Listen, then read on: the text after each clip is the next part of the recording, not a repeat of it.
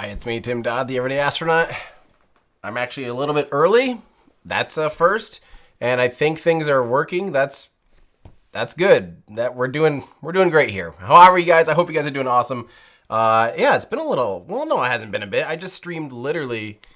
We did an Our Ludicrous Future reunion show. If you were a fan of that show, that podcast, check it out on YouTube. Here we did a reunion today, like 2.5 hours catching up. So if you missed us, there you go. And we're going to be streaming the Falcon Heavy launch whenever that is. I tried streaming it the other night, but it's been scrubbed for an unknown amount of time. Hopefully that gets out to the pad again here in the next week or so, and I will be streaming that. So, ooh, I hear a little something on my end, and it means that Rocket Lab is actually preparing to stream. So what I'm going to do, sorry, I am still recovering from a cold since November. Ridiculous. So I'm going to pull up their stream's all ready to go. I want to watch as much of theirs as they can because I want to hear updates. I want to hear, this is the return to flight, the first time they've flown since they had an anomaly a few months ago. So I want to hear as much as I can. So I'm going to try to fly through our little website called everydayastronaut.com. And as always, I see in the comments, are they going to be recovering this mission? Everydayastronaut.com. Click on upcoming launches. We will tell you everything you need to know about this mission, about any big mission. You'll learn everything you need to know. So let's just fly through this here before their stream starts so we can watch as much of theirs as we can. So this is going to be taking off at the top of the hour, which is in less than 30 minutes. Mission name, the Moon God Awakens. This is Rocket Lab. They're the launch provider. The customer is the Institute for Q-shu Pioneers of Space. The rocket for this is the Electron. It's the only rocket currently flying for Rocket Lab. The launch location is Launch Complex 1B in the Mahia Peninsula, New Zealand. So there's 2 pads out there in the Mahia Peninsula. It's one of 3 active launch pads they have because they do have one in the United States as well. Payload mass, around 100 kilograms, so about 220 pounds. It's going pretty high up, 575 kilometers, still low Earth orbit, but at a 42-degree inclination. So that's pretty healthy, pretty far up there. Will they be attempting to recover the first stage? No. That's the one you guys always ask. No, they are not this time. It will crash into the Pacific Ocean. Will they be attempting to recover the fairings? No. Are these fairings new? Yes. Excuse me. This will be the 10th Rocket Lab launch of this year, the 9th Electron launch of 2023. And I'm pretty sure that's because we're counting when the Electron is suborbital and doing hypersonic flights. Pretty sure that's what the 9th one is. Is that right, guys? Is that why we did that? The ninth launch from Launch Complex 1B ever.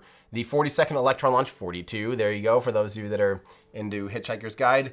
The 207th orbital launch attempt of 2023. Ridiculous. If you want to learn more about this, you can, of course, go to everydayastronaut.com. Click on upcoming launches. You can read through the rest of this. It'll give you a little status on the mission, like the Moon God Awakens, being this dedicated launch. Carrying this satellite. Again, it's about a 100 kilogram synthetic aperture radar that will join an existing fleet of these satellites. It will mark the first launch of this satellite with Rocket Lab. So that's exciting and pretty cool little satellite there. So you can read more about this and about Rocket Lab and the Electron on our website. Again, everydayastronaut.com.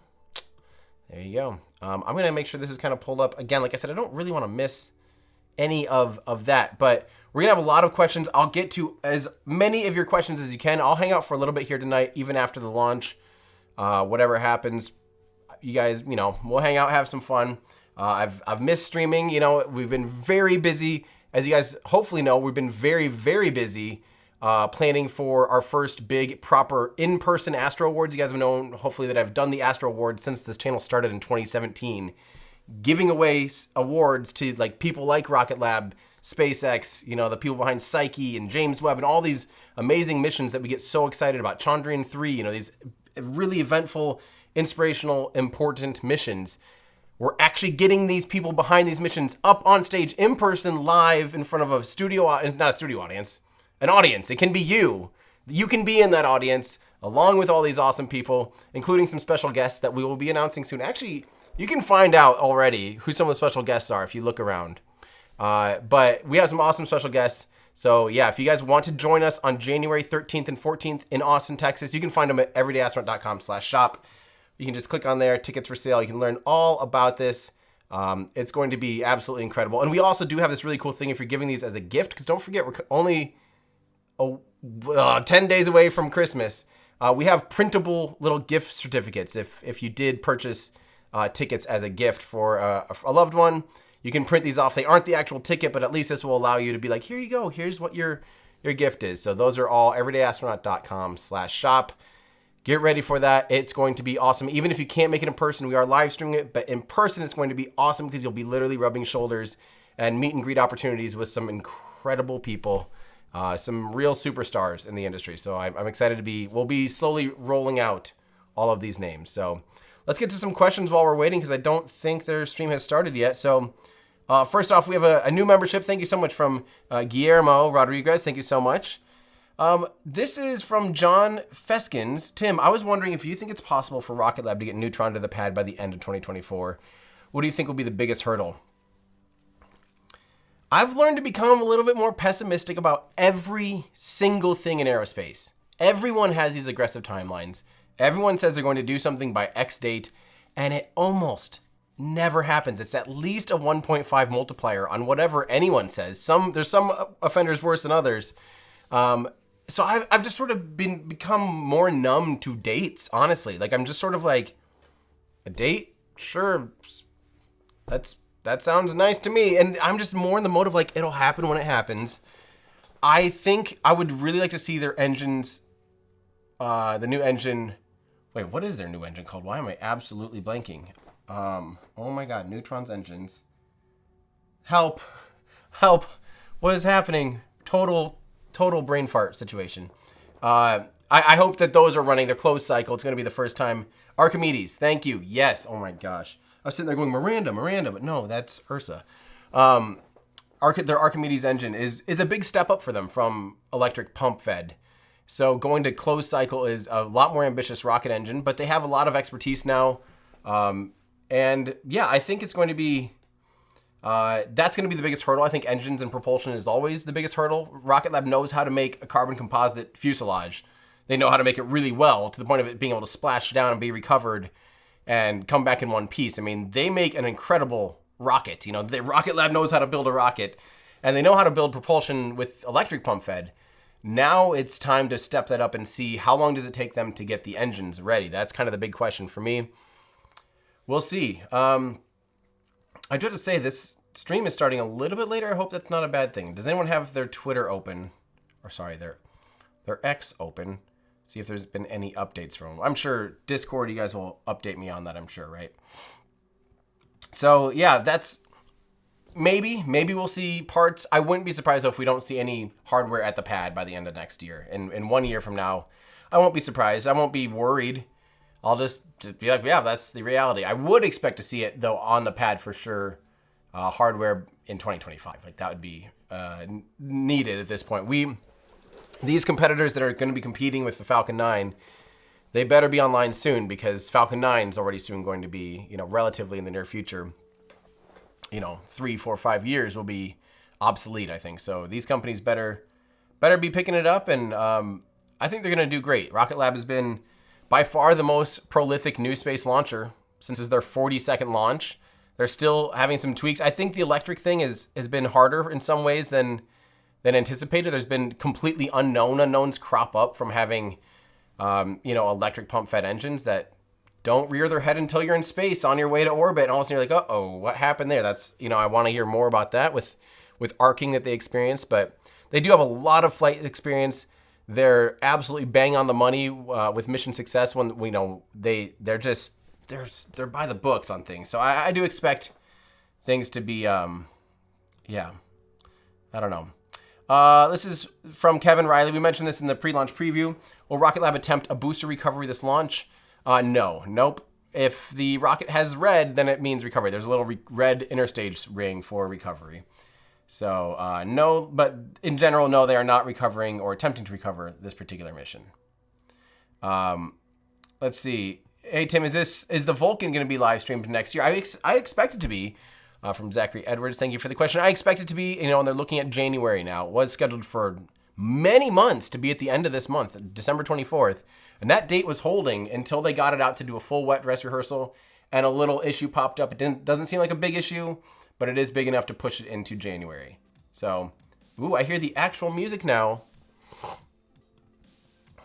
All right, it's time to pull this up. Like I said, I'm gonna be listening a lot. I just really want to, you know, be here, be present, and see if we learn anything, because there's a lot of new exciting things at Rocket Lab. So I'm gonna get this up. Again, thanks for hanging out with me. I'll stick around to answer questions after the launch. If you guys have any questions, we'll queue them up, and you know, we'll try to get to as many of them as we can. Of course, thank you so much for all those super chats and things like that. But we'll get to everything that we can, and meanwhile, let's enjoy, hopefully, a beautiful launch from New Zealand. It's going to be daytime there, so hopefully it's a nice, clear, calm day. But we'll find out. Let's listen in.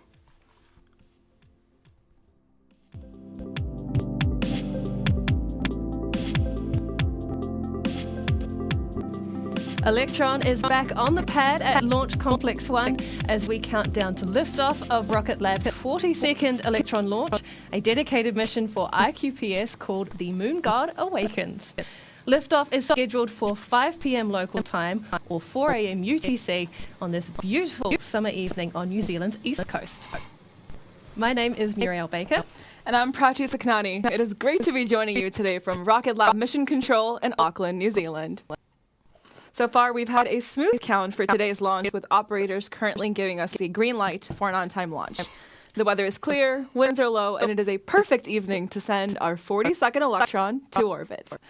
At T-minus 12 minutes, our launch director...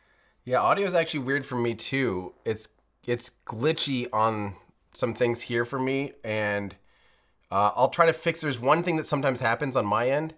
Let me try to fix it here quick, and let me listen in. Sorry, so if it still sounds robot weird voice, let me check it out real quick. QPS SAR 5 satellite called Tsukuyomi, named for the Japanese god of... Can anyone in Discord real quick confirm whether or not the official stream is laggy? Because it's laggy on my end as well. Like the video and audio sync is off from what I'm watching on YouTube. So if someone could let me know, that'd be awesome.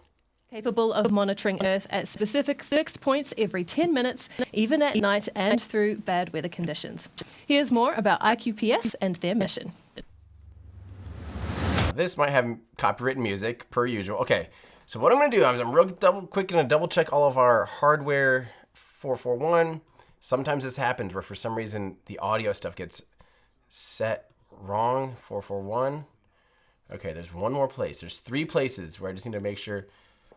You know what I'm going to do? You guys are going to watch this little video. I'm going to reset this thing, and hopefully that fixes it, and you guys can let me know.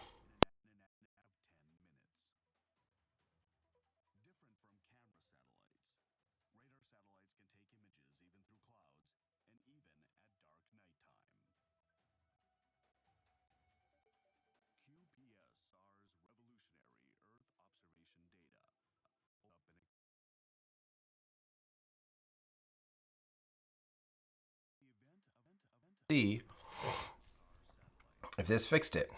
Do I still sound okay for you guys? Hopefully I sound okay. I'm keeping them quiet because there's some copywritten music still playing. So, all right, this can detect changes in infrastructure and roads and railways. That's actually really cool. So if there's like an accident, and these synthetic aperture radar satellites can actually detect if there's changes in altitude and things like that on ground. So that's pretty cool. It can track shipping. That's what they're talking about. Again, there's tons of just copywritten music over it, and we don't want the stream to get shut down. But let's see who else. Excuse me. Who else is watching the California SpaceX launch tonight around 9:30? So it'll be 11:30. So in almost 2 hours from now. I don't know. I tune into those every now and then when it's just a regular Starlink mission, but there's so many that it just becomes overwhelming with all the Starlink missions. Let's see here. William, thank you so much. I love the Everyday Astronaut intros. Well, we're going to be playing those songs live in concert at the Astro Awards, so hopefully there's some good footage from that. So, oh yeah, it is the direct to cell. You're right. Tonight's the first direct to cell Starlink launch. Excuse me. That's actually really cool. That is actually really cool. So tonight's Starlink mission in an hour and 45 minutes-ish will be doing satellites that have the ability to basically do LTE data right down to your cell phone from the satellites. That's a big deal. Okay, so as soon as this comes up, you guys let me know if the audio is better or not. Here we go. Wait, and there we go. You guys let me know if this is any better once I start talking. We are looking forward to adding another iQPS satellite to space on today's mission, and thankful to the team for their patience in getting to the launch pad. Today's mission is our first launch after a 3-month hiatus following our September 19th anomaly. In the time since, our anomaly investigation has determined that the most probable cause of the rocket failing was a highly complex set of conditions that allowed an unexpected electrical arc to occur within the second stage's power supply system. Our team's top priority has been to find a way to mitigate this concern. They investigated not only the root cause of the anomaly, but any other vulnerabilities across Electron. As a result, there are a couple of key corrective measures and changes that have been applied to today's and all future Electrons to make our launch vehicle that much more reliable. That's right, we have improved our pre-flight vacuum testing regime with new instruments implemented in the pre-flight tests, both at the component level and the stage level, that can sense partial energy discharge right down to the picocoulomb. We've also sealed up the battery frame on the second stage that contains all of the high voltage connections and equipment, and pressurized it down to about 0.5 psi for launch. That's why our view from the camera above the battery frame will look a little bit different if you've followed along with enough of our missions to spot the difference. And it's important to remember, though, that overall we have had 37 successful orbital missions to place 171 satellites in orbit. And the past 2 years had been a flawless record of 20 successful missions, one after the other. So we can't wait for today's return to service to add to that satellite tally once again. Absolutely, but right now we are only 12 minutes away from liftoff, and you know what that means. Up next, we have our go-no-go poll, where our operators in mission control give a status report on their systems to confirm whether or not we will proceed with the count. Let's listen into mission control and check in on how we're tracking for launch. Just a little update. The lag is actually on their end. Discord's confirming it. I checked on my phone. The little audio sync is on their end. No big deal. We'll just have to watch and listen and just squint a little bit, and you won't really notice. But we are waiting to hear from the go-no-go poll for this mission, and this is the perfect time to notice that the rocket, although it's a black rocket, completely carbon composite rocket like this, normally black when it's not fueled, right now as it's standing on the pad, has a lot of white on it. That white is actually ice buildup, and that's where the liquid oxygen tanks are. I had a question just earlier today I saw it on YouTube, someone asking, how do rockets burn in space, when there's no oxygen? Great question. They bring it with them. They bring liquid oxygen with them. Half of the propellant tanks on most rockets, roughly half, and it depends on which propellant. If it's methane, it's close to half in volume, and it's a lot more than half in mass, if I did that right. So normally, like, a tank is actually divided up into, an oxidizer and the fuel and oxidizer, and so they bring their own oxidizer with them. That's how they run in space, and that's how they run in the atmosphere. A reminder that we've entered a hold at T-minus 12 minutes. Just working on bringing a couple final values within bounds, and we will be resuming the count shortly.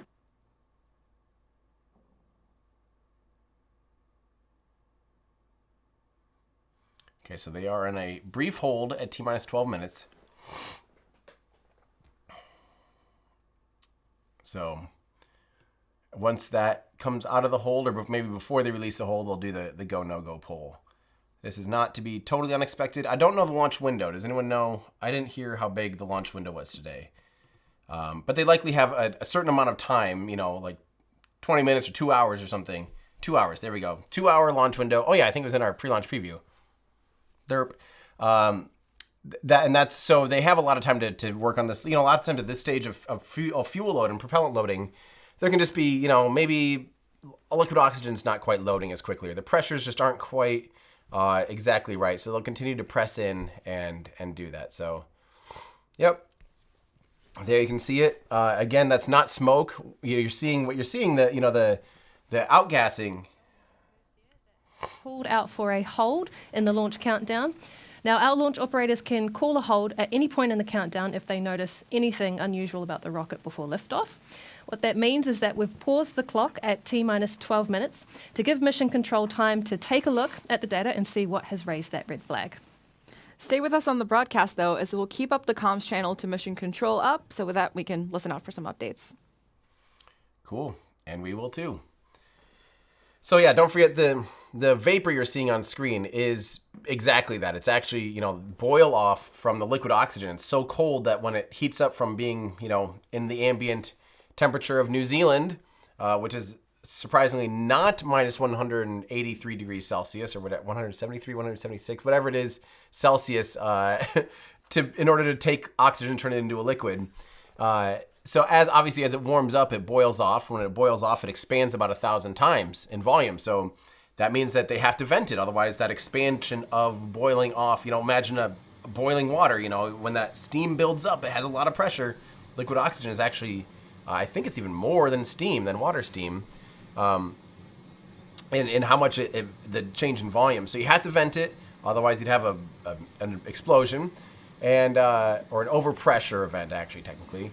And then it's still coming out those ports and being vented. It's still really, really, really cold. So that still very cold, now recently gaseous oxygen comes in contact with the moisture in the air, freezes some of the air molecules and the water molecules, and makes these little condensation clouds, similar to what you have, if you open a freezer in the right conditions, you might see some of that. It's the same thing. It's the same thing, which is pretty cool. I love seeing that. It is just a reminder of the extreme environments a rocket goes through. It has to go through. Oh, there we go. The Strongback is venting again. That's hopefully a good sign. Maybe that means they're done pressing the first stage. Maybe. It is fun. We don't know. It's funny how this is an operational rocket. And we just don't quite know as much about it as we do Starship and Starbase, because we have seen that so much and been there for so many of its phases that you just get really familiar with what every little vent means. And here it's kind of it's venting from the Strongback, but what's that actually mean? What is that? Oh, we can also do a quick, very important thing. Maybe this is what Mission Control is waiting on. It probably is. The pointy end up, flamey end down check, of course, is extremely important. And I can confirm by this visual, and having studied this rocket in particular and seen it in person, that the pointy end is up. You can actually see it great in frame there.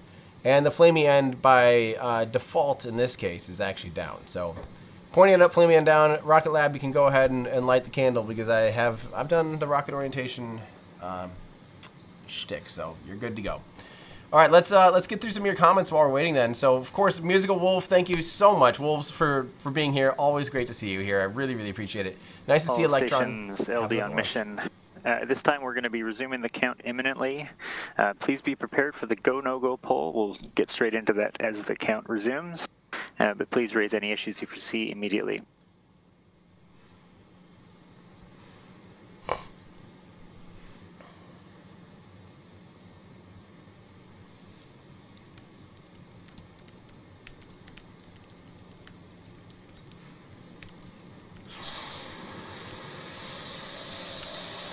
Good news.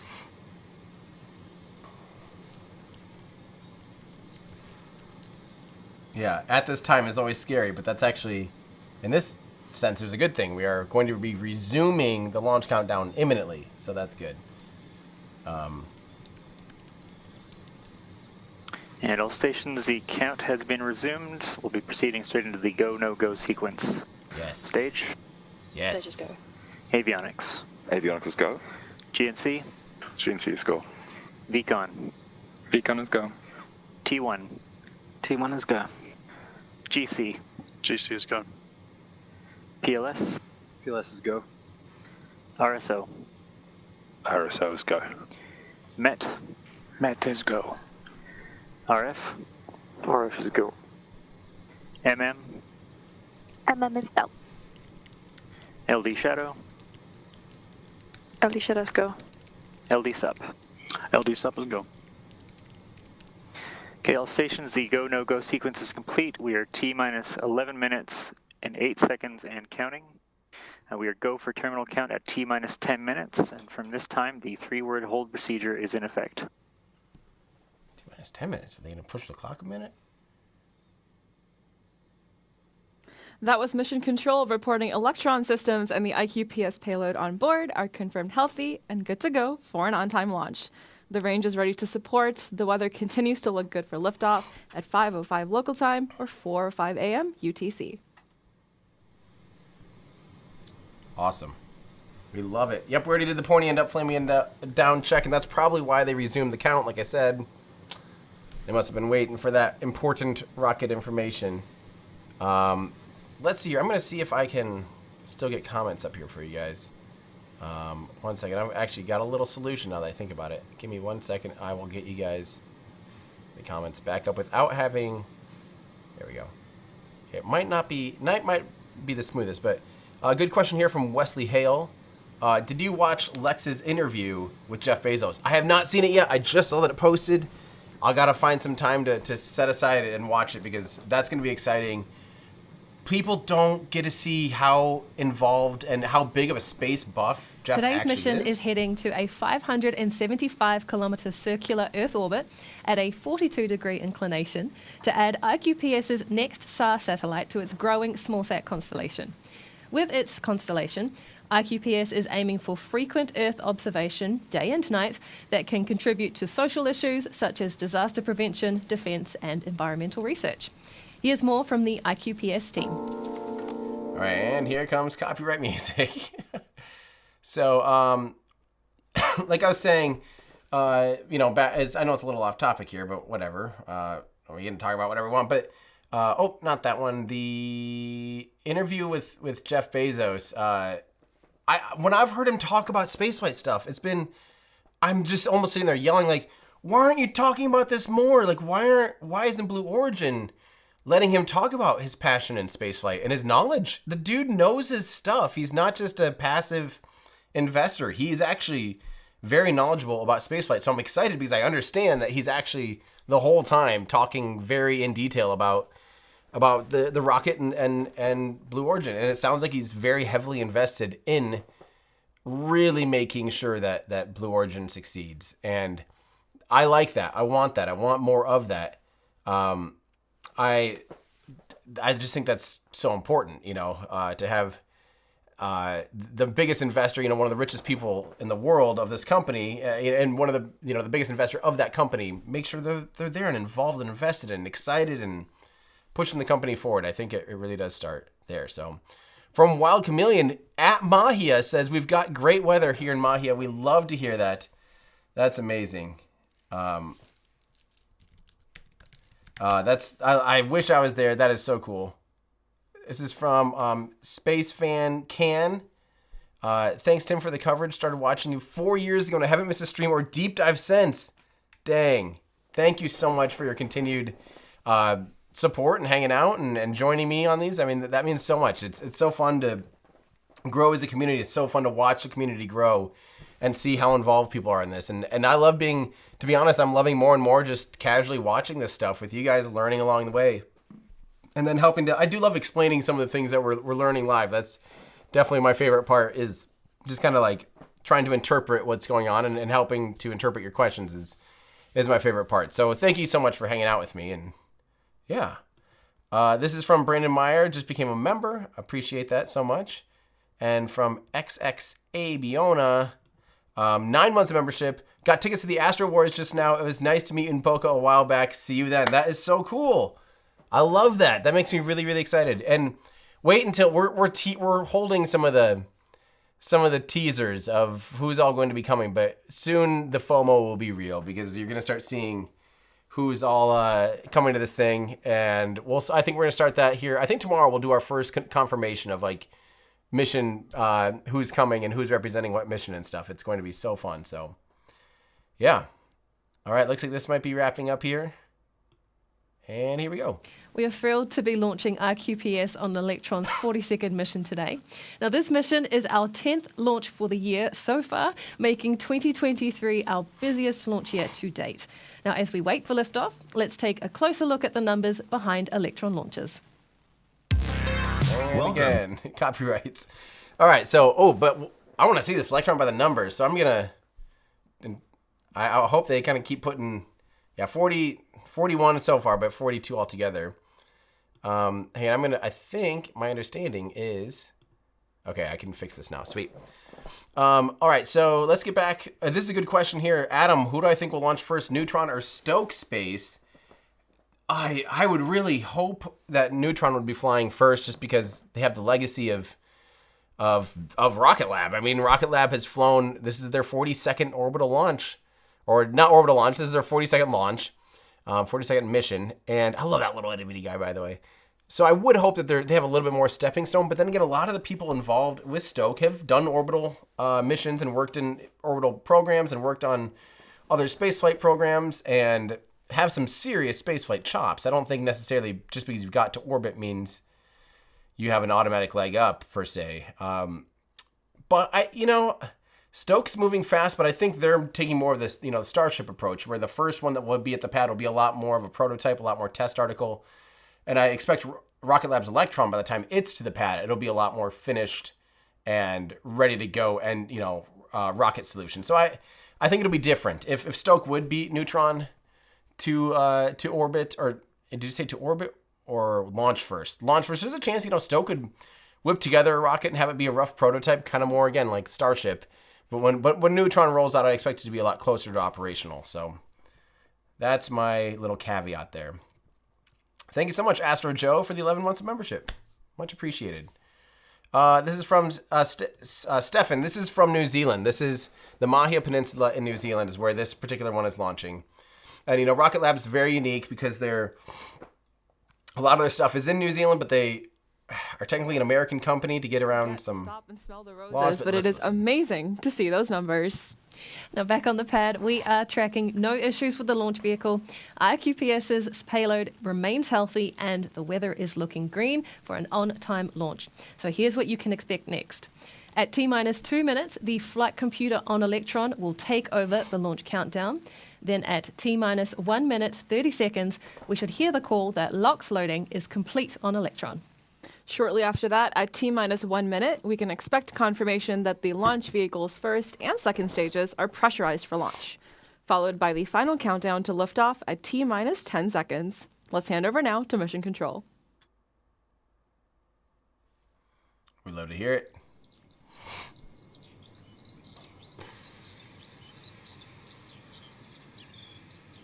So basically now we're just going to be listening in to the nets and see if there's anything that crops up, but everything's looking good. We're only T-minus 3 minutes for those of you that maybe aren't watching and listening for now, so I'll let you know when we're close and tune in and All we'll be able to watch. stations LD on mission. From now on, there should be no red flags in your critical LCCs. Beacon LD mission. LD Vicon. Lock auto sequence and confirm. Confirmed, locked. And please confirm all expected primary flight computer ASGOs are green. Confirmed, all ASGOs are green. And all stations, we are go for auto sequence start at T-minus 2 minutes. LD is go for launch.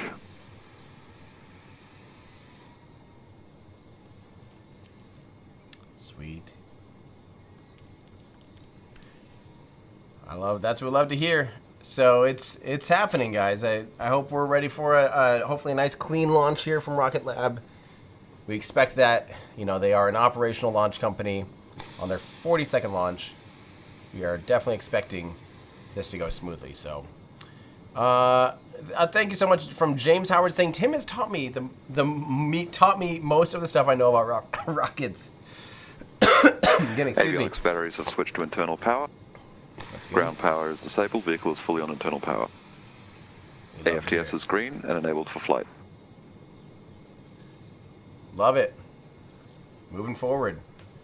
Well, thank you, James. I'm glad that I've hopefully taught you something, and hopefully everything you know is more than nothing. Hopefully you've learned a decent amount, and I appreciate that. This is from Musical Wolves. Can Electron recycle propellant? Thank you so much again. Load is complete. System is in recirculation. System's in recirculation, so it's totally topped off now. They're just continually making sure it's totally... So now you actually saw the vents close, but they're basically at this point now closed off and no longer continuing to top it off anymore. So... Anti-geysering is disabled. Anti-geysering disabled. Cool. But yes, they can recycle propellant. You do lose quite a bit of boil off with LOX, but RP1, I think for the most part, they drain it back out and reuse it. It doesn't go anywhere. So Stage 1 and Stage 2 tanks are pressed.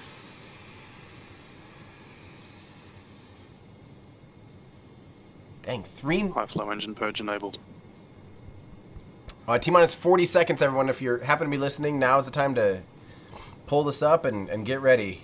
Eric, thank you so much for 3 years of membership. That's amazing. Much, much appreciated.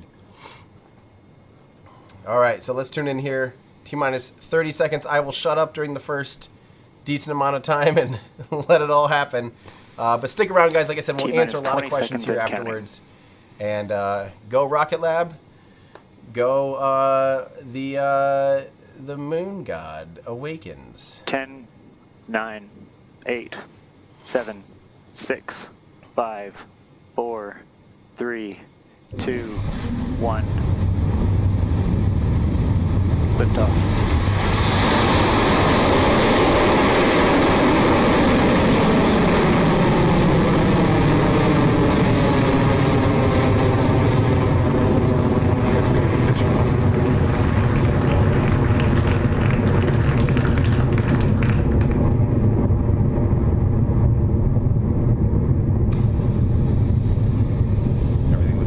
So far, you can actually see a little chunk of solid oxygen there. Stage 1 Electron propulsion. has lifted off from Launch Complex 1 and we are 34 seconds into our flight. With Electron now clear of the pad, soon we will approach max Q, or maximum aerodynamic pressure, the moment of the most amount of stress against the rocket. So let's listen in for the call from Mission Control that Electron has passed max Q. Just screaming already. 600 mile an hour. Vehicle supersonic, approaching max Q. Made it through max High Q. voltage discharge nominal.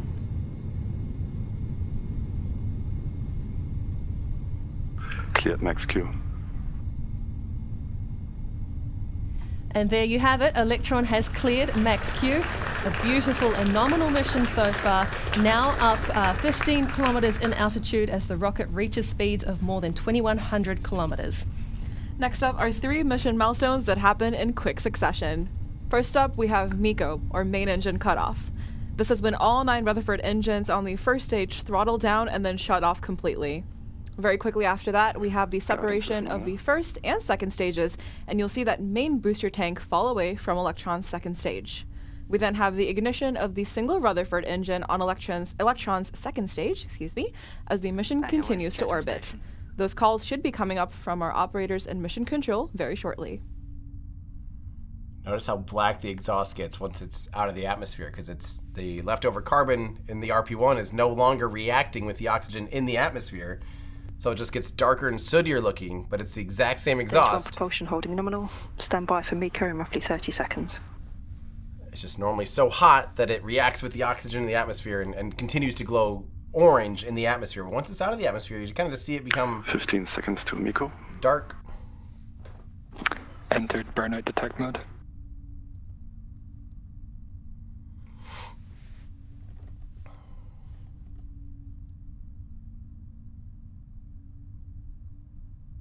MECO confirmed. Here comes stage sep. Stage separation successful. Stage 2 ignition confirmed. Awesome.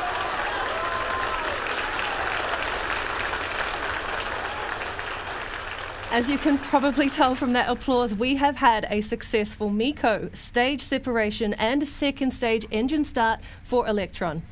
Up next will be the fairing jettison, where the 2 halves of Electron's protective fairing split and fall away from the vehicle to expose iQPS's satellite to space in preparation for payload deployment. Now we might see those 2 halves on screen too as we clear that next milestone.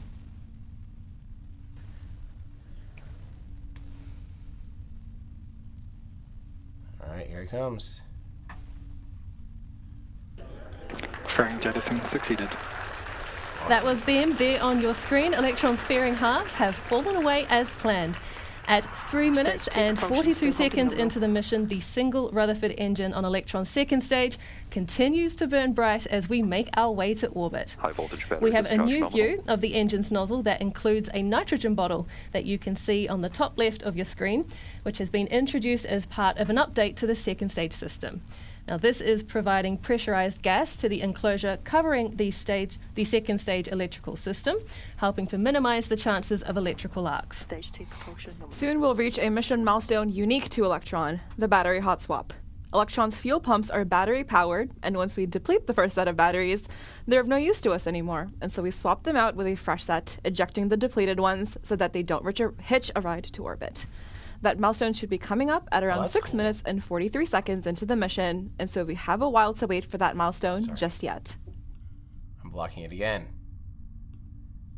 I don't think we've seen that before. We are now 4 minutes and 42 seconds into flight and well on our way to orbit. So far, we have successfully lifted off, cleared the pad and passed through max Q, as well as had main engine cutoff and stage separation. Now, attached to Electron's second stage is the kick stage, where you can see iQPS's satellite right there, which is poised for deployment to a 575-kilometer orbit.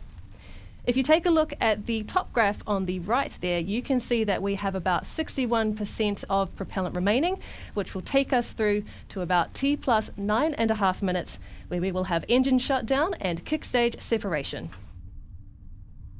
Isn't that funny that we're almost halfway? 40 seconds remaining. Guidance is nominal. Almost halfway out of propellant in the upper stage, all the way out of propellant in the first stage, and we're still not even The stage halfway. 2 Rutherford engine continues to We're still not even halfway to orbital velocity, but that just shows how much more work can be done as it gets lighter. 75 kilometers above Earth. And what a beautiful view we have so far. The iQPS payload atop the kick stage is less than an hour away from its home in orbit. This is looking great. They're actually a touch high. Huh. Throttling down. HVB discharge nominal, approaching. As we approach battery hot swap in the next 30 seconds or so, keep your eyes peeled because sometimes you can catch a glimpse of these battery packs falling away. Reminder that it would look a little different than usual due to the remedial work done on the Stage 2 power pack.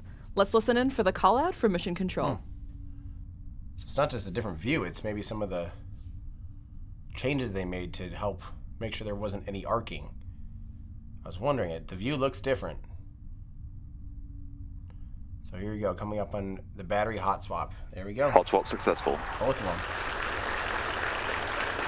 Excellent.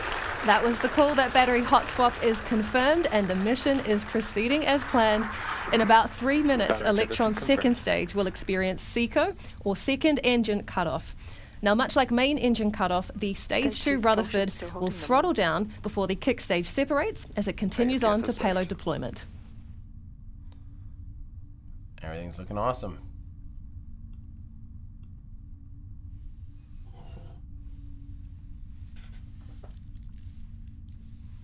Yep, it's like I was saying, isn't it weird though that you can be at the last half of your propellant, even in your upper stage, does so much more HVB, work battery discharge holding nominal than the first half because it's pushing All right, less a quick mass. check in on the dials at T plus 7 minutes and 28 seconds. Electron is traveling at a speed of over 17,000 kilometers per hour and approaching an altitude of about 242 kilometers, which with some quick maths brings us another 300 or so kilometers to go in this mission. Now, after we reach that target, we will have a coast phase of about 45 minutes as the kick stage scoots around the other side of Earth and back into position, ready for payload deployment. Stage 2 propulsion still holding nominal. Love it. The team in Mission Control are closely monitoring the Stage 2 burn as we get closer and closer to SECO, or second engine cutoff. Just a minute to go until that milestone with Electron and the iQPS payload remaining healthy. Reminder that this version of Rutherford is designed for the vacuum of space, so the glowing nozzle you see on your screen there is much larger than the sea level variant of the engine used on Stage 1. This large nozzle extracts more energy from the exhaust as it expands, increasing the performance of the engine. We'll talk about that in a second, and we'll go into detail on kind of the scaling difference between the Rutherford and Rutherford vacuum engines.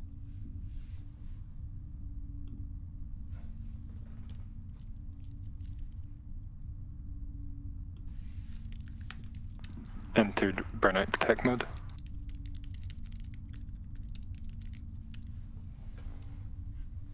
Guidance is on total, 25 seconds remaining. As we mentioned before, one of the final milestones coming up for this mission is SECO. Now, we will see the second stage engine throttle down ahead of shutoff, then the kick stage, which the satellite is attached to, will separate and begin its coast phase. So let's listen in to mission control for the calls.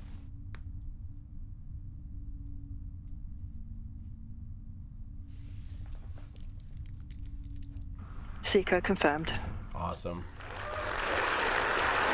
Nominal transfer orbit achieved. And stage 2 separation confirmed. I love to hear it.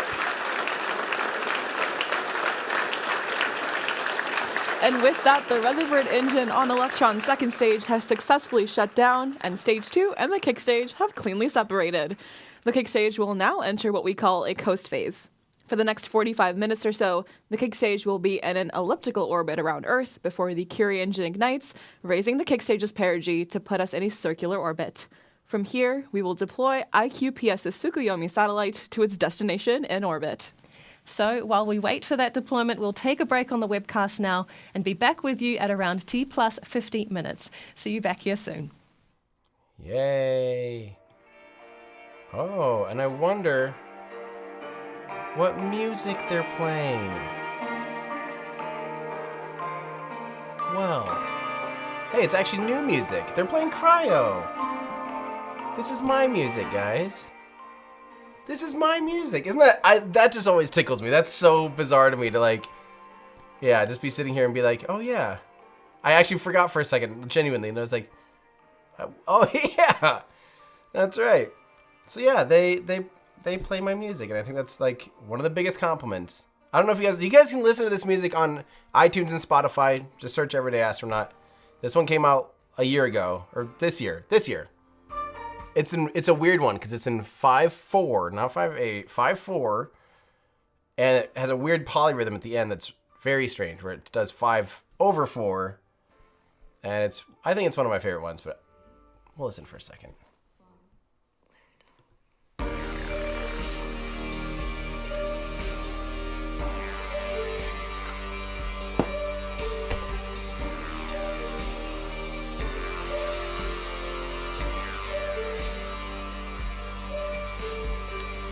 Okay, enough of that. Again, if you want to see me play music, guys, I'm doing it live in Austin, Texas, January 13th with Salt Flux and with a special guest. We have a special musician. If you go look at tickets right now, you might get a little glimpse of who the special guest musician is. But again, if you guys want to help support what I do and you want to hear this music live, actually probably not this song live. We haven't got this one done yet because there's a weird polyrhythm. It's kind of hard for the whole band. everydayastronaut.com/shop. And you guys can pick up tickets for our first ever in-person Astro Awards, Austin, Texas, January 13th and 14th. Be there. Or if you can't be there in person, which you should be, it's going to be amazing, then be sure and stream it with us on January 14th. It's going to be a matinee award ceremony, just like the Emmys or the Oscars or the Grammys or whatever, but for spaceflight and for the people behind these missions doing these exciting things, helping progress humanity, inspiring us, and just making, to me, something to look forward to and something that impacts all humans on Earth. So everydayastronaut.com/shop. Yeah. Oh, and I think we're coming up on the last days. If you do want some holiday gifts, everydayastronaut.com/shop. Get yourself some gifts before Christmas. I think we're coming up on the cutoff here in a couple days. So, and we are doing launch day, all one word, all lowercase, for the awesome Methalox hoodie. That features some Raptor engines on the back and some nerdy Methalox facts about Methalox on the back. Again, everydayastronaut.com/shop. Thank you so much for your support. Hope to see you guys at the Astro Awards. And come to a concert. Come see some of your favorite people, hopefully in spaceflight, that inspire you. That's my little speech. Let's answer some questions. There's a lot of them. We got a good queue here. So thank you guys so much for asking awesome questions. This next one comes from Nick Gardiner. Gardiner. Where can I get that Falcon 9 model rocket? Okay, so I was going to use this because we're going to talk about the Electron, which has a identical engine layout. They're talking about the upper stage. Of course, you can get these metal Falcon 9 model rockets, really hardcore, heavy and awesome, at everydayastronaut.com/shop. Yeah, get them there. Anyway. You will notice that the second stage of we're going to pretend this is an Electron. Pretend this is all black. It looks like that. Similar layout. Second stage engine barely fits inside the diameter of the rocket. It's the actual engine, the nozzle's almost the same diameter as the engine. And you'll notice on the first stage booster engines, they look a lot smaller, right? You're like, you'd think that you'd want, you know, a big engine on the first stage where it's going to be doing all the lifting, and you don't need as big of an engine on the second stage or whatever. But the reality is you can't use a giant nozzle, vacuum nozzle at sea level, because what's happening, all the nozzle's doing is it's taking the high pressure exhaust gas inside the combustion chamber. It actually chokes it down to the throat of the nozzle, which is going to be, or throat of the rocket engine, which can be, you know, small, however big the rocket engine is, scale it to whatever. So anywhere from like this big, or if it's a thruster, a little tiny thing, or if it's the F1 engine, it's gonna be, you know, still huge, like you could easily crawl through it. So it's gonna choke the flow, and that gets it up to supersonic speeds. After that point, the wider the nozzle is, the more you're converting that high pressure hot gas into lower pressure cooler gas, and exchanging that pressure for velocity. You're shooting that exhaust gas out at high velocities. So the longer and bigger the nozzle is, the more work it's doing to convert pressure into velocity, basically. Pressure and heat into velocity. The higher the exhaust is shooting out of there, just imagine if it was barely dribbling out of there, right? Just like, just a tiny little dull flame. You can imagine it would barely push on the rocket. Now imagine it shooting out 10 times faster than a bullet, or I guess in the case of this, like twice as fast or 3 times as fast, you know, 3,000, 4,000 meters per second of velocities, how fast that gas is shooting out of these nozzles. So the vacuum nozzle can be larger, needs to be larger, or I guess it can be larger, doesn't need to be, but it's optimal to have it be as big as possible within reason, to be able to optimize for performance and packaging, right? So obviously you could make it bigger, but then you do that trade, like, okay, so it's more efficient in space, but now it's bigger, so it's heavier, and now the inner stage has to be bigger and heavier, and maybe the diameter would almost have to grow if you were to keep going with it too long. And you start to trade, and at some point it actually becomes too big and too heavy, and it doesn't actually outweigh the efficiency gain. And also, certain fuels can actually turn back into a liquid. They can freeze up. So if you have methane, for example, actually if you expand a methalox engines too much, you can turn too much of it into water. You can actually have ice, or sorry, it's already coming out as water vapor, can turn into a solid ice if you actually expand the nozzle too much. And you could literally get ice buildups at the end of your nozzle, which is crazy. So let's see here. Let's see. I see somebody's figured something out in our Discord channel.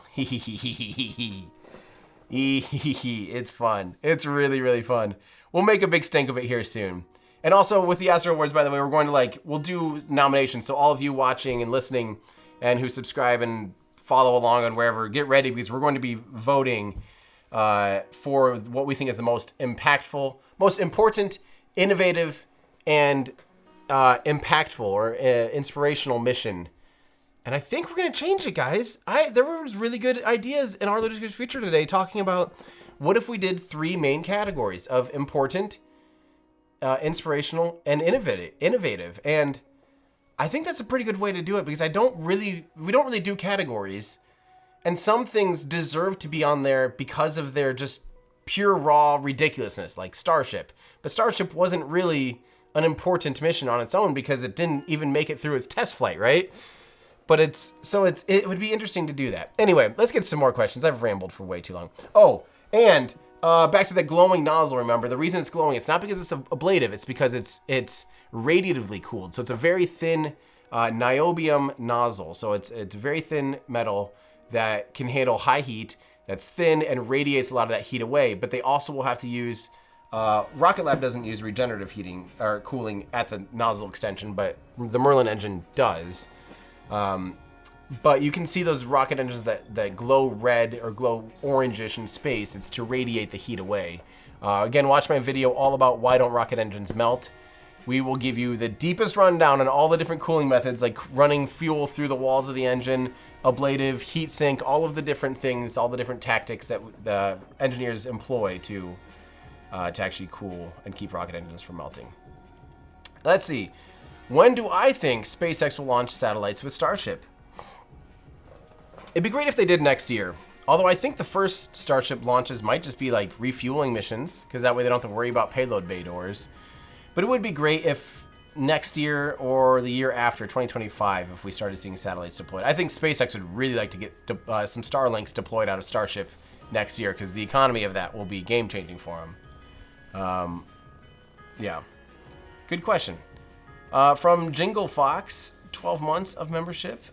You rock, Tim. Thanks for everything you do. Well, thank you so much for being a member for 12 years. Really appreciate that. From Kimberly Ann Dixon, well, am I excited for the eclipse next year? Yes, there's a massive total solar eclipse all across the United States next year. I'm going to be doing a couple events in Texas. So if you guys are going to be around, we're going to be doing something. I believe we haven't announced it yet, but maybe you guys can get a little sneak peek. But I think we're doing something with our friends at the Planetary Society, which is going to be super, super fun. They have an awesome event planned, and we're really excited to take part with them and help live stream that as well. We're going to co-produce a live stream, I believe, which will be really fun. We're also doing, I think it's called Eclipse Fest in Austin. I'm gonna do some stuff there. I think do a speech or a panel or something. Yeah, it's gonna be really fun. So if you are coming, it's going to be awesome. There's a lot of stuff. There's a lot of stuff happening for the eclipse. It's gonna be really fun. So. All right, do I believe, this is a good question from Rock. I love these questions. You guys always ask such great questions. Do I believe New Glenn will launch in 2024? No full stack yet, as far as I'm concerned, and everything has been pretty sheltered. Great way to describe it. You're absolutely right. I do think we will finally see New Glenn launch in 2024. I really do. I think you're starting to see them come out of their shell. You're starting to see from total radio silence on New Glenn for years, basically, to all of a sudden like interviews and videos popping up, and all of a sudden boosters without engines attached rolling around, and they're very finished looking boosters, and I'm starting to believe that, you know, we're getting there. I really do think that it's actually going to happen. I think we're finally going to see New Glenn launch here soon, and I think they're expecting and they're planning their style of doing things is not as iterative as other companies. It's not as iterative as SpaceX. Or some of the companies doing kind of a primitive launch for their first one to just collect data. I expect when they roll New Glenn out to the launch pad, I expect it to be far more operational and expect it to do pretty much everything that they want it to do. You know, more like I had the expectation for SLS. You know, SLS, I expected to see it succeed. I would have been shocked if it didn't succeed. You know what I mean?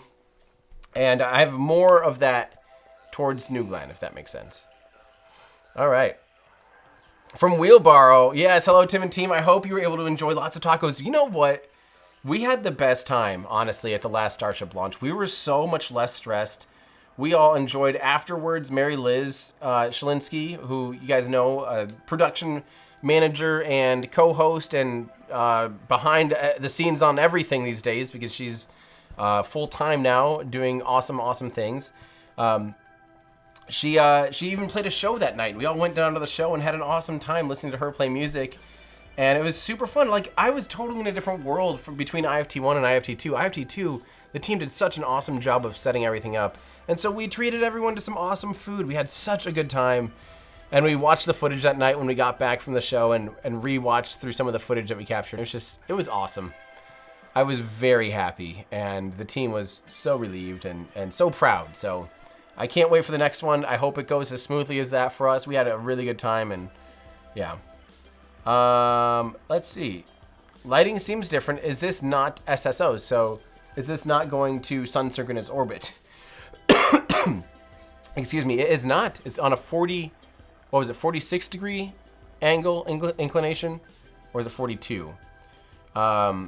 Yeah, it's on a different inclination. It's on just a normal low Earth orbit mission. Basically, you can see from the map here, more or less heading straight east. Oh, sorry, the map right here, more or less heading straight east. So taking more advantage. You know, some of these payloads, and depending on what they're doing, this is a synthetic aperture radar, so it can only cover between 42 degrees or whatever it is, 45 or whatever the thing is latitude. But you get a sense of how much that is. That's quite a bit. Yeah.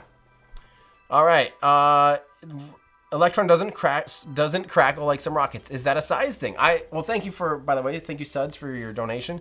It must be. It has a really sharp tone to it. It's I love how quickly it fires up. Like it's just like there's no like it's just on and going and just so sharp because remember it is electric pump fed. So all they do is they send a ton of electricity to electric pumps, and those pumps are what force the fuel into the combustion chamber at high pressure. And it has to be higher pressure in those pumps than inside the combustion chamber. So you know those little electric pumps are doing an awful lot of work. And I think the scale does sound different, but any of those rocket engines, anyone that I've heard, even small scale rockets, all have this certain crackle where you're hearing them destroy the, you know, it literally will create ripples of, you know, supersonic airflow and little sonic booms basically constantly throughout. So you hear this weird like crackling. It sounds like fireworks, but it is higher pitched on Electron. It's more of a compared to like a, you know what I mean? Where's your professional opinion? But yeah. So this is Fraxis. So wait, he has to mute when they put on music, but then they play his music. So I don't have my music licensed to copyright. I don't want people worrying about using my music video or my music in videos and having them get demoted or demonetized. And most of the time when you're doing like a stock video, you know, and you're putting in music, that's still licensed. You have to put in the license number in YouTube. You have to do a lot of work to make sure you don't get copyright striked. And as a creator, I want to make sure if people are using my music, which if you're a fellow creator, you're welcome to. Rocket Lab's using it totally for free because I just said, here, if you guys are looking for royalty-free music, here you go, you know. They're not really, like, they're not monetizing the stream per se, and I just thought it'd be cool. So they are using it. I don't have it registered to copyright strike intentionally, very intentionally. And also for me, I don't have to worry about it. Then as I'm making videos or doing live streams, like I don't want some automated system to flag and like disrupt a stream or cut a stream because I'm playing my own music. Like that would be so stupid.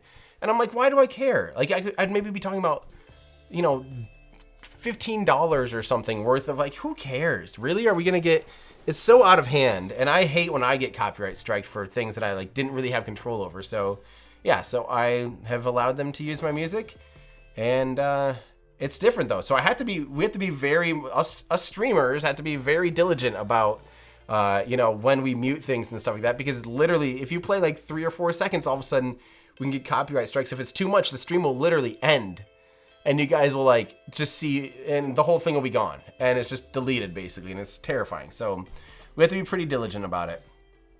Like we said, Mark here, we did mention that it's not an ablative nozzle, but it's radiatively cooled, and that's why it's glowing red or orange, I guess. It should probably be the color I should use. Let's see here. This is from Isaac Smith Productions. Thank you so much. How does SpaceX plan to steer Starship when in orbit if the Raptor vacuum engines can't gimbal? Differential thrust? Or is it the Ullage hot gas thrusters enough? Thanks for your amazing coverage. Well, thank you so much, Isaac. Yes, differential thrust. So that's something that's quite different. So for most of the ascent phase, I don't think we got to see it yet, but they can use the gimbals on the Center 3 sea level engines on Starship in order to steer and control during a normal phase of flight for the upper stage of Starship. Now, once those are shut down, which again, I don't know where we're really at with this. I feel like I've heard different things all the time, and I don't remember in the stream, did they ever show the Center 3 engines shutting down? Because they lit with them. They definitely lit with all 6 engines, and I don't remember if they shut the Center 3 down. That is weird. But they have the ability to gimbal, especially with, all you need is 3, you know, all you need is 3 engines, or not gimbal, sorry, they can do differential thrust. So by, you know, slightly letting up on one engine or slightly giving it more pressure on 2 or whatever, you can offset the thrust and help maintain, you know, your steering and guidance. And so, yeah, they can do it simply that way, which is actually quite a difficult thing to do, but it's not unheard of. There's been rockets that have done differential thrust in the past. But they also have, yeah, the Ullage thrusters, the hot gas thrusters would also be able to augment as well to help maintain orientation. So, great question, and we'll have to see. All 6 all the way. Trevor's saying, no, that would be horribly inefficient if they shut down. Wait. Yeah, you're right. Right now they don't have hot gas thrusters. It'd be horribly inefficient. Really? Have you run the numbers? Because remember, when you're perpendicular to your gravity vector, you're no longer experiencing gravity loss. So having a 20 ISP increase, you don't have a direct 1-to-1 gravity loss once you're perpendicular to your gravity vector. There are gravity losses, but not nearly as much. This is a good debate. I always assumed that it'd be better to shut down the center.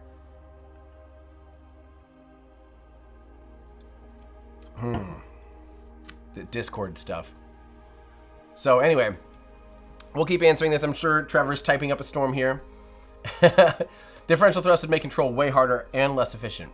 That's probably true. It would be less efficient if you did have to do differential thrust. That would make it less efficient because you're throttling down, which would decrease your ISP and probably bork the whole thing. Go for Launch 13 says, hi Tim, just wanted to ask, when do you think that Electron will be reused for the first time? Well, they have reused an engine. They reflew an engine, so that's great. When will they do the actual entire rocket though? I mean, maybe next year. I don't know what their plans are. I don't know how much they're going to try to pursue full rocket reuse anymore. They've kind of they don't talk about it as much as they used to. But it'd be cool if they still did it sometime next year. That's so true, Trevor. That is your biggest point. If they lose a Raptor vacuum, you're in for a bad day without the center engine. But here's the thing. If you lose a Raptor vac, would you have to shut down all 3 vacuum engines? Because think about how offset your thrust would be. Can you do that through gimbaling? And if you would have to shut down your other 2 Raptor engines, now you're relying on much less efficient, just regular sea level Raptor engines. Is your mission dead? You know, say you're maxing it out. Say you're going for the 150 metric tons, and you now had to shut down. Yeah, with 15-degree gimbal, likely you could. But now you have cosine losses. This is interesting. This is interesting. Declan, yeah, we need Declan Murphy to teach us and run the simulation to let us know. This is interesting. This is very interesting. Because that's a lot of leverage when when you have one way out here at the, pretty near the outer perimeter of a 9-meter diameter vehicle. Man. We'll see. Okay, well let's keep answering some questions here. Ben Bradley, any danger of the engine bell hitting on stage separation? I mean, yes and no. One of the things that's cool about Electron is they can burn basically through tank depletion because you don't have to worry about the pumps, the pre-burner or the gas generator, all of a sudden getting extremely rich or extremely fuel rich or oxygen rich and getting, or anywhere near stoichiometric or whatever. You can run those engines basically through depletion, and then it has a nice clean shutdown. Everything's just really simple. The risk is always there if there is a timing issue or something like that. But, engine bell hitting something on stage separation, no. They know the sequence of events. It'd have to be something that had gone wrong in order for that to be a real risk. You know what I mean? All right, Jim withheld. So Tim, single stage to orbit, would not know what size nozzle to fit to the engine. Well, that's one of the biggest problems with single stage to orbits, and that's why the aerospike has always been the only saving grace of single stage to orbits. You know what I mean? Is the idea that an aerospike nozzle is the only real thing on paper that kind of makes single stage to orbit really close or be worthwhile, because you can use a vacuum optimized engine or more vacuum optimized engine at sea level with an aerospike. And so you can start to make that case that, hey, this could actually work with an aerospike, whereas with most sea level engines, you just lose too much efficiency in space to even really make it feasible. So yeah, that's how you know. You don't use a normal bell, you use an aerospike. Let's see. So will there be a live Astro Awards 2023 stream? Yes, we will be doing that live on YouTube and on X. We will be live streaming the Astro Awards 100%. And yeah, I hope you guys can be there. If you can't be there in person, I hope that you join us online, and we hope to have some kind of interactive thing. I hope we're able to put like comments up and stuff, and kind of have a fun little play on words and stuff or whatever. You know, like it'd be fun to be able to throw your comment up on the big screen in front of everybody. So we're hoping. Let's see. So Chuck Furman, what do you think about the possibility of using some kind of fuel cell design, like in certain race cars, instead of baffling inside cryogenic fuel tanks like those on Starship? Dumb idea. So I'm not familiar enough with how fuel cells work in cars. I mean, I've installed one, but I don't know what the difference is. Why that would be different compared to baffling. I think the shape of the rocket is purely determined by physics to be, you know, a tube being the best thing. And a tube already just has inherent sloshing issues compared to other shapes that might not slosh as much. So by default, a fuel cell might, you know, inherently have fewer sloshing issues, but a square would not make for a good rocket. I hope that answered the question. Good question, though. David Schultz says the guy who is going to the moon. That is so... I just can never believe it. Every time I hear it, it is so wild to think about.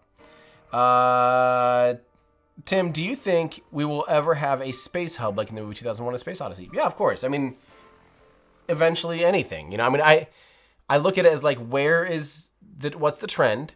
We're seeing space launch, the trend of space flight just absolutely increasing. We're seeing mass to orbit go up like crazy. I don't see that slowing down. You look at like what's going to happen. The price is going to keep coming down. Where is this going? And we're already seeing space tourism be a thing. And so we're already seeing commercial space stations become a thing. And eventually it'll be space hotels and huge space hubs. I don't see why not. Yep. From DU2, I work for Rocket Lab. New Glenn launch is carrying the Rocket Lab Mars escape mission with Photon.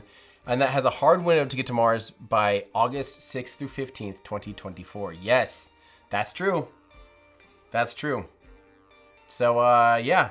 New Glenn needs to launch by Q3, early Q3 of next year. So, I think they're pushing really hard for that because you can't miss a Mars window unless you want to wait 26 months. Yep. What's the status of Falcon Heavy? Trevor, what is the latest information here?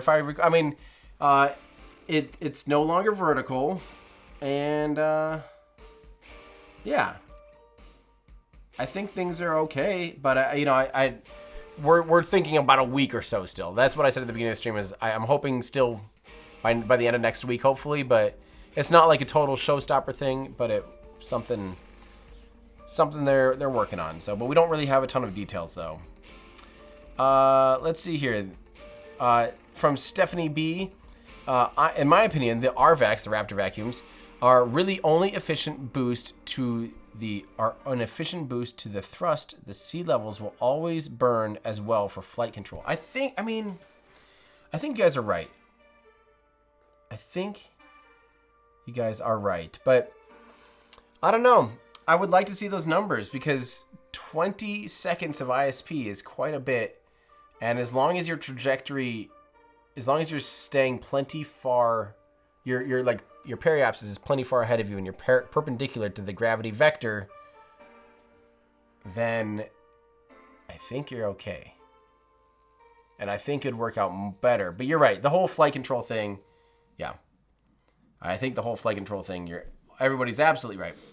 All right, here. This is a question from Sethia Samis saying, I remember many years ago you were asked if you would go to space. I think it was Mars, which is different. And you said something along the lines of, I don't think so. But if and I'm going to interpret the rest of it. But if the opportunity, actually, here we go. If the right opportunity arises. So I used to say for a long time that I didn't even have any interest in going to space, period. Just period. And it really changed for me when we saw, Bob and Doug with DM2, the first humans that SpaceX flew on a Dragon capsule. Kind of just go, And then seeing Inspiration 4, seeing someone I knew, Cyan Proctor, go to space, I was like, oh, I know that person. Like, they're going to space. Like, this is actually a thing. And all of a sudden it kind of clicked for me, and I'm like, I guess, I would like to go. This sounds awesome. I still don't want to go to Mars. I don't want to be gone for, like, 2 years and on the most desolate, like, dangerous mission you could possibly imagine at this point. But yeah, going around the moon's just crazy enough. And, yeah, I'm very much looking forward to it. It is very, I still get stuck sometimes just trying to imagine. I was realizing the other day, though, for the love of God, I hope that it's not a full moon on Earth when we launch, or like when 3 days after we launch. Can you imagine traveling 400,000 kilometers to see the moon up close, but not seeing the part you've never seen before? If the far side of the moon was completely in shadow and you don't get to see even a single section of moon that you haven't seen, all you see is just pitch black, I would be actually really sad, I think. I would be sad. I mean, beggars can't be choosers, and obviously it's going to be an incredible opportunity no matter what, but like, I don't want to see just a sliver. I would at least want to just be like, I saw a part of the moon that only 27 humans, or maybe by then 31 or whatever, or 30, maybe beyond that, maybe, into the 40, but like with my own eyeballs, it'd be so cool to look up and be like, I've seen the moon my entire life up in the sky, and I've always seen the same thing because it's locked tidally to Earth. It's the same side of the moon is always facing us. With our own eyeballs, you never get the opportunity to see the far side of the moon. I want to see that. Like, that would be such a shame. So, yeah, we will see. Yeah. Everyone's being so snarky. Oh no, Tim, you went to the moon, but you didn't see the far. But can you imagine, like, I mean, honestly, like, it would be a shame, because that's a thing that you're a reference for you to know, like, I would love to see the far side of it. I think that'd be awesome. All right, here's a good question. This is from Reed saying, are you getting any presence in the mission planning for things like that for Dear Moon? I mean, honestly, there was a press release that came out a little bit ago. Dear Moon we're basically just waiting for Starship at this point, and realistically, Dear Moon's kind of always been waiting for Starship, but it is to the point of like, there's no point in us doing too much else or updating people until Starship's more operational or closer to operation. The good thing is, like, once the human landing system's actually built, developed, and has all the, they're gonna have to develop all of the training for that, all of the manuals, all of the, how does a human interact with it? So by the time human landing system's built and flying for NASA, we'll be close. That's gonna be a pretty good sign of like, all right, they have a human capable Starship. Yeah, then we, human capable Starship, then I think now we can start looking into it and start training and doing all the exciting things. So yeah. All right, how are we doing? We're coming up, we're about 3 minutes away or so. They said 40 plus 45 minutes was going to be the circularization burn. So we're coming up on it. What other questions do you guys have? We've got a little bit more time here. Just hanging out. I love answering you guys' questions. Let's see. This is a good one from Jesse. Thank you so much. Thoughts on New Glenn allegedly not planning a static fire, only a wet dress rehearsal before its launch? I wouldn't do that if I were them. I don't have the data in front of me. I would really, especially when you have they have a full-blown real launch infrastructure there. They have, LC, is it 36? They have a real launch pad. They have a flame trench. They have water deluge. They have all of the things that will make a static fire possible. I just don't understand. Why they wouldn't do a static fire. So lighting up all 7 of the BE4 engines on New Glenn, even for 3 seconds or something. You don't need a full duration, but get the data to know that everything's okay. I would be shocked. But I suppose they're in the mindset of maybe they'll do a longer run up, so they'll sit there, run it up for 10 seconds before they commit to launch or something. So maybe that would be the way they justify, like, hey, we're going to do a wet dress rehearsal, make sure everything feels good. Then we'll light the engines and run them up. And if at T plus 10 seconds everything looks good, let her rip. You know, an iterative approach. The good thing is New Glenn, now that it's more finalized and, you know, in a state of legitimacy, we'll say, in a state of hardware, they do have an entire factory there. So it's not like this one vehicle is their only chance. They have a proper pipeline, a proper manufacturing, you know, like I'm not worried if the first one doesn't go well because they have such a big infrastructure and the investment in producing New Glens. So, all right, great mission, great questions coming up here still. For video tube, Tim, what are my thoughts on Optimus on the first lunar / Mars mission? So I'm guessing you're talking about the Tesla Optimus and the Tesla bot, basically. That's got a ways to go before I can see it being horrendously useful. But I've always thought, like, how cool it'd be if the first Mars mission had, yeah, like, you know, even imagine if we just launched 50 just off-the-shelf Boston Dynamic, you know, spot robots that are $100,000 each. There's $5 million, and we landed them on Mars. And even if 90% of them broke, we'd still have probably a more capable robotic system than anything that's landed on Mars so far for $5 million as opposed to $5 billion or whatever. You know, like, I've always wondered, not 5 billion, but a billion. I've always wondered, like, what if we just used off-the-shelf robots and just let them roam around and transmit data and be more autonomous, and if they fail, so what? It's not as big of a deal. Yeah, I think the Optimus, yeah, is it's got a little ways to go, obviously, but yeah, I mean, those two things might line up where Optimus is literally like a decent enough robot to do tasks on the surface of Mars that would be really hard for another rover or another robot, and not do it autonomously, and do system checkouts with a rocket and things that it's, you know, has training and development for. Maybe that does line up when SpaceX first tries to land a Starship on Mars. That's pretty fun. Why a humanoid?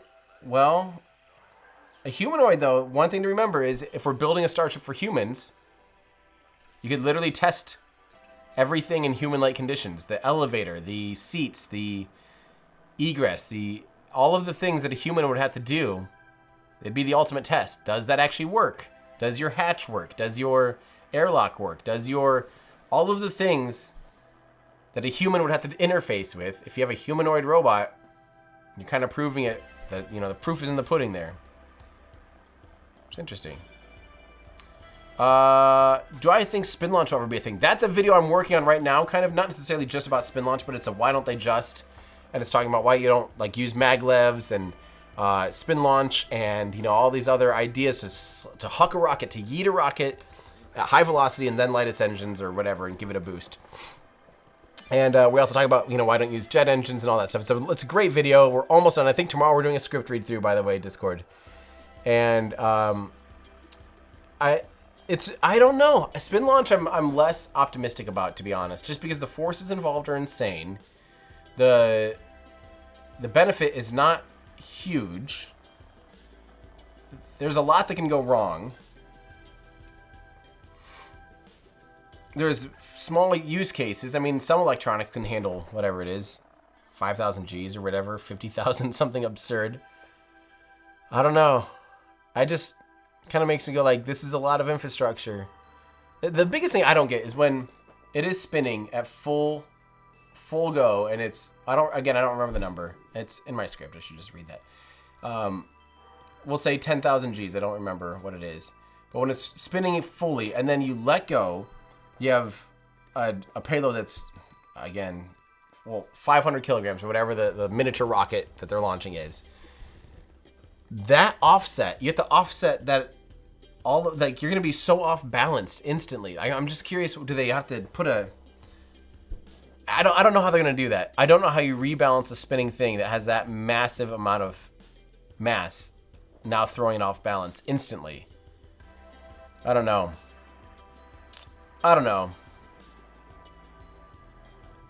Well, we'll have to see. It's cool. I like the idea, but practicality, I don't know. What do you guys think?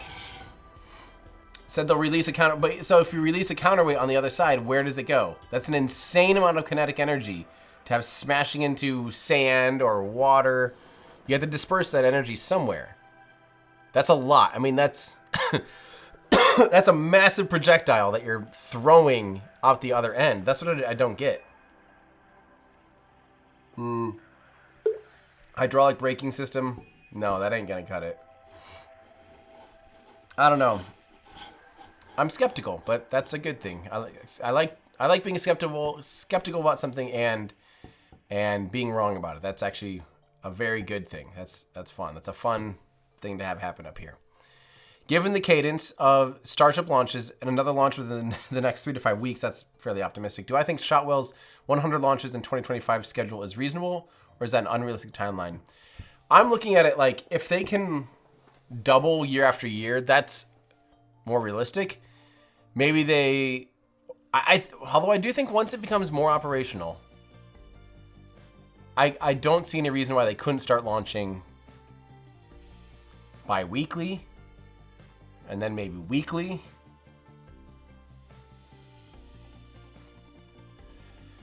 I don't know. I don't think 100 launches in 2025 though. I could maybe see 25 or 30 in 2025, maybe, if things are going really, really well next year. Really well next year.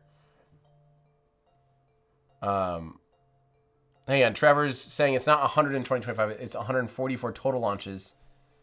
Well, I know, but was 100 talking about Starship?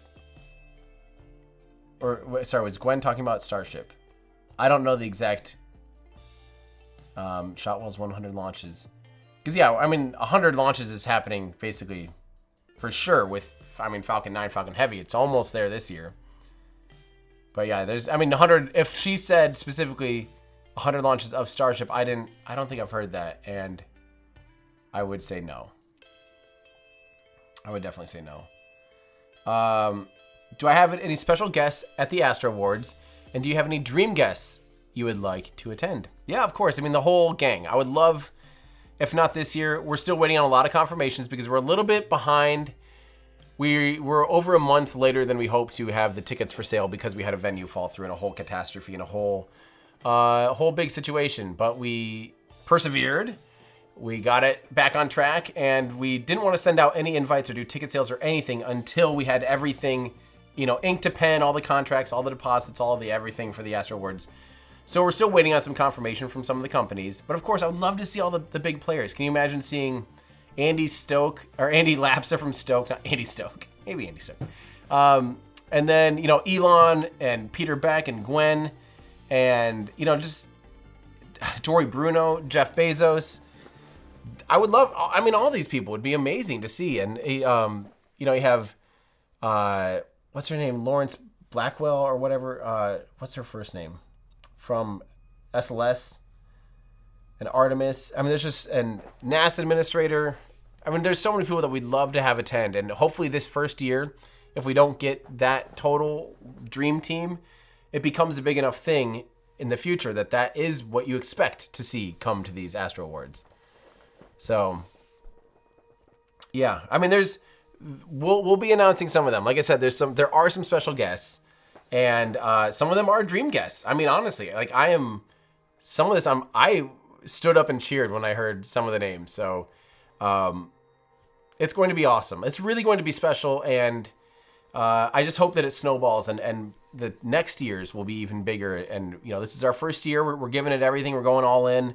We're gonna make it awesome and fun, but. Yeah. This is from Andy. Maybe ULA could use Merlin or Raptor engines. I don't think SpaceX is interested in selling engines at all. I think SpaceX will use all the engines they can build. Yeah. Merlin's, you know, no. Okay, I mean, things don't just really work like this. You know, maybe ULA could use this. Like, first off, SpaceX wouldn't sell it to them. Second, like, they're not going to start another rocket from scratch. They've been working on Vulcan for over 10 years now. People forget, it's been, like, in the works. I remember hearing about it in 2013, the next generation, you know, ULA rocket. So things don't move like, oh, we'll just stick a different engine on there. I mean, yes, it's kind of happened, I guess, with Antares. Like, same, more or less, same fuselage or same rocket with different engines, switching from the, you know, basically the NK-33s. What are those called? The AJ-26s? Is that what they're called? And then switching over to the RD-181s. And now they're switching to an entirely different booster made by Firefly. Like, these are massive changes. It's not, I mean, yeah, the Antares is going to be a completely different first stage. Like, it'll mate to the same upper stage, but it's upper stages, but it's, yeah, totally different thing. So it's not just as like a plug and play. Maybe they'll just stick a Merlin or a Raptor. I mean, frankly, Raptor would be an incredible, phenomenal choice for a rocket like Vulcan. I mean, it'd be higher performing than the BE-4, less mass. It'd probably be cheaper if SpaceX did sell it to them. It'd be higher performance, you know, higher ISP, everything, higher thrust to weight ratio, the whole bit. Everything you can check off. The Raptor is an incredible engine. I mean, yeah, we'll see how. They've now ran 33 of them for an entire first duration burn. That's very impressive. So maybe they've kind of got it more or less figured out now. Yeah, you can fit a lot more than two on the. Ooh. Welcome back to the webcast of Rocket Lab's 42nd Electron launch, a dedicated mission for iQPS. In case you missed it, today's mission has progressed nominally so far with a perfect liftoff from Launch Complex 1 at 5:05 p.m. local time in New Zealand, followed by a clean first and second stage burn all the way to orbit. While we were on our break, our small but mighty Curie engine on the kick stage ignited to circularize our orbit. There's a few more seconds left in this burn, then the engine will shut down and the Moon God will awaken. Let's hand it back over to Mission Control as we listen in for those final calls. Yay.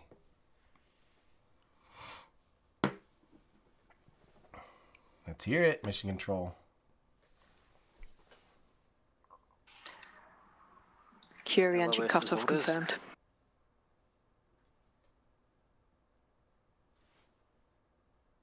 That was fast. I didn't hear the startup of Curie engine burn.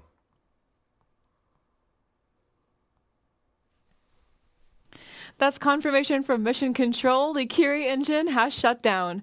We are about 40 seconds away from payload deployment of the Tsukuyomi satellite, ready to join the other QPS SAR 5 satellite already in orbit. Let's kick it back to Mission Control for confirmation of payload deployment.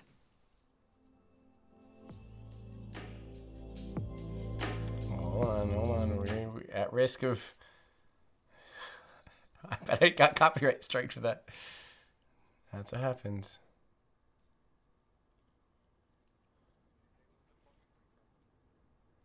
Sick. So they're not over a ground tracking station. Oh, sorry, they just said kind of. You heard it there from Mission Control and from the applause from our team. Payload deployment is confirmed.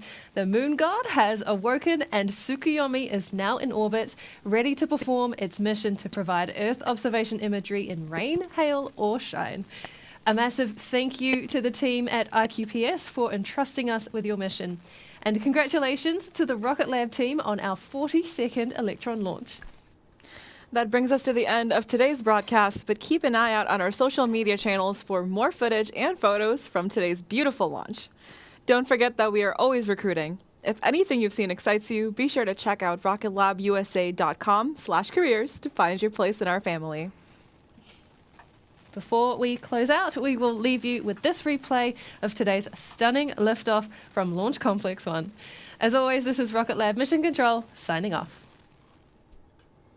10, 9. Sorry, guys, I had 8, it small the whole 7, time. 6, 5, 4, 3, 2, 1. Liftoff.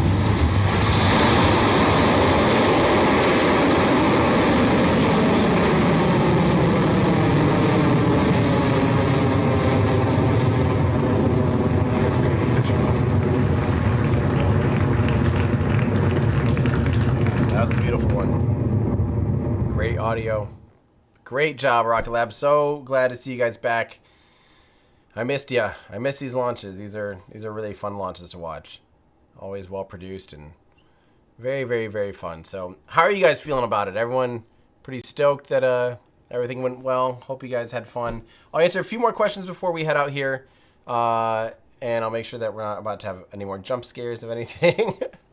Let's see here. So, Sebastian Augsburgers just became a member. Thank you so much. Great question here from Eris M. With as little atmosphere there is on Mars, is it a consideration of the nozzle size for landing and takeoff? So yeah, I mean, if you were designing a specific lander just for Mars, like a dedicated lander, not something that has to go back and forth between Mars and Earth, then yeah, you can basically use more or less a vacuum optimized nozzle because the atmosphere is only 1%. It's much, much thinner. It's like flying at, I don't remember what the number is. It's something like, 70, no, not 70, something, what is it? It's like 30 kilometers or 35 kilometers in altitude is like the same amount of air density as what's on Mars. Something like that. It's up there. It's a ways up there. So you can basically use a vacuum optimized engine. It might be a tiny bit less expansion ratio than a full vacuum optimized engine, just by a little bit, but it's close. It's close. You can definitely use a more vacuum optimized engine on Mars than you can on Earth. Let's see, William McDonald. I know they talked about having a second device on the other arm that launches out of the tube half on the rotation later. See, that's what I was talking about. Now you have an unbelievable amount of kinetic energy. Where does it go? What do you do with it? Is there a giant ball pit, or like gel, ballistic gel, a tube of ballistic gel that's a kilometer long? I mean, I just don't know. I don't know. This is from Jan. At Falcon 9 return to launch site versus drone ship landing economics. With return to launch site, you don't have drone ship costs, but less income from payload. Thoughts? Yeah, that's the trade. That's the whole trade. And that's why if you were SpaceX, you could, I don't know how their pricing scheme works. I don't know if they're trying to incentivize people, if they have a smaller payload, let's say you're at only 5,000 kilograms or whatever, 5 tons, and it's an easy, knock it out of the park, return to launch site landing. Does SpaceX pass some of that off? Like, hey, we'll launch this for, we'll give you a 10% discount because we don't have to send the drone ship out there, which becomes likely a multi-million-dollar thing by the time you factor in the gas, all the personnel time, all the extra considerations, all the, permissions and all that. I mean, everything. It likely is $1 million+. I don't know the number, but it's a substantial amount. Do they pass it on to the customer, or do they just say like, hey, cool, for us, we're getting them to their destination. I guess we make more money. We don't have those extra recovery considerations. I don't know. But that's the fun trade. It's like, and that's, for a company too, if it does get super competitive, if like this becomes a thing where like, there's all these crossovers of like, okay, this rocket's cheaper here to this point, but this one now is cheaper here to this point. It's a bigger rocket, so it's more expensive, but it returns to launch site, so it's actually cheaper than this one for this. We're gonna have slices of like this rocket, and there's gonna be all these calculators of like, well, this rocket's actually cheaper to this destination at this thing.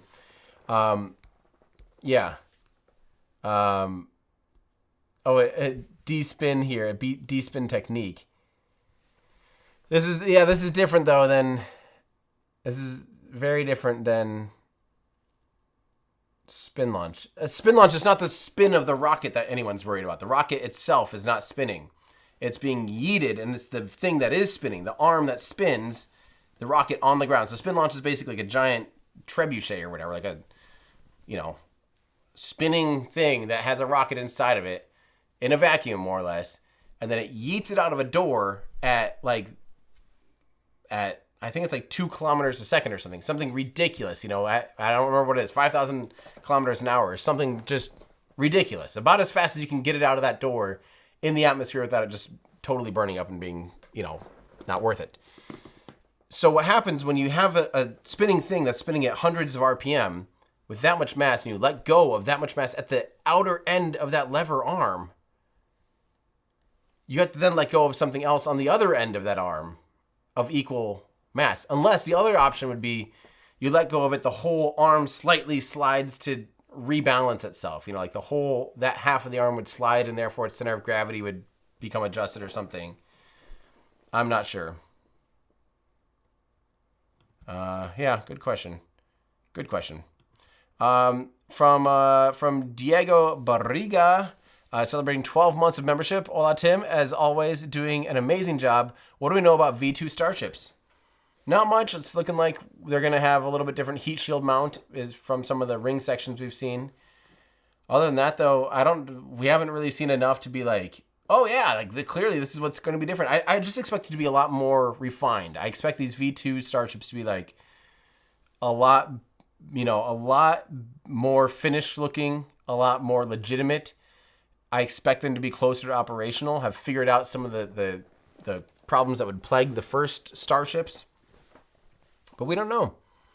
And I can't wait to learn more. This is from Kerbin5150, a pink ice cream cone. Thank you so much. Greatly appreciated.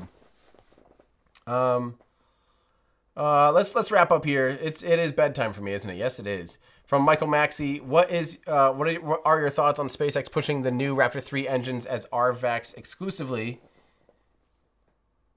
Is that a thing that they said? I don't think they would. And I don't think that would make any sense. If they've developed Raptor, they want as much commonality. And if you're making new turbo, making tweaks to turbo machinery, turbo, the combustion chambers, all of the things that would be in common, you don't want to have two families. You don't want to have, that's half the beauty of the Raptor engine. And the Merlin, for that fact, is there's a lot of things that, a lot of knowledge from the booster engine transfers over to the upper stage engines and vice versa. So I don't see any reason for them to, I can't really see any reason for them to do that. And as Trevor says in our Discord, honestly, the Raptor 3s will actually be more beneficial on the first stage with higher thrust. More thrust means less, either less engines if you wanted to, but actually the better thing would probably just be a higher thrust to weight ratio or adding a little bit more propellant, making it a little bit taller, stretching it, and that can give you a lot more performance. So what are my thoughts on the FCC recently revoking Starlink's almost $1 billion contract? That was shocking. I really want to learn more about it, learn the exact whys and how other companies that had a similar grant, what they did with the numbers on them. It sounds from some of the reports, it sounds one-sided, and it sounds like it's targeting specifically Starlink for very specific things that Starlink has. But I want to know the reason. I would love to learn more about it, and I would love to try to gain an understanding of how it violated and didn't fulfill. And one more from Justin Mead. Probably add launch window to my FAQ webpage. What launch window though? Justin, what launch window are you talking about? Thank you for the tip. What launch window?